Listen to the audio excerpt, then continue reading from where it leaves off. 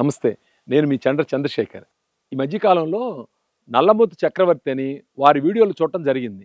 వారు చెప్పేది ఎలా ఉంటుందంటే, ఆర్టీసీ వాళ్ళు పండుగలకి ఛార్జీలు పెంచడం చాలా సమంజసం అని, అలాగే ప్రైవేట్ బస్సులు కూడా ఛార్జీలు పెంచడం 3 రెట్లు చేయటం కూడా చాలా వాంఛనీయమని, దాన్ని మనం ఎవరు కూడా ఆపొద్దని అంటారు.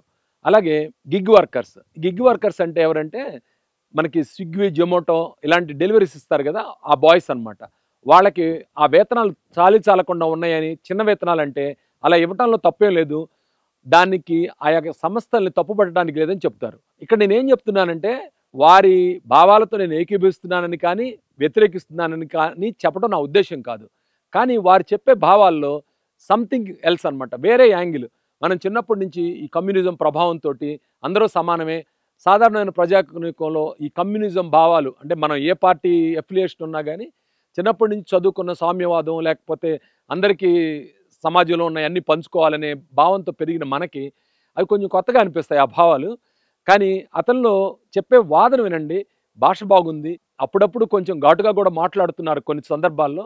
కానీ ఆయన వాదనలో నిజం ఉందనిపిస్తుంది. ఇలాంటి వాదనలు వినడం అనేది మనల్ని మరో కోణం నుంచి చూడటానికి ఉపయోగిస్తుందని నేను అనుకుంటున్నాను. మిత్రులారా, నేను ఇలాంటి వీడియోలు చూడమని ఎందుకు సజెస్ట్ చేస్తున్నానంటే, సంస్కృతంలో ఒక శ్లోకం ఉంది. నేను దాన్ని యథాతథంగా చెప్పలేను కానీ దాని భావం ఏంటంటే, అన్ని దిక్కుల నుంచి ఉన్నతమైన భావాలు మనల్ని చేరుగాక అని.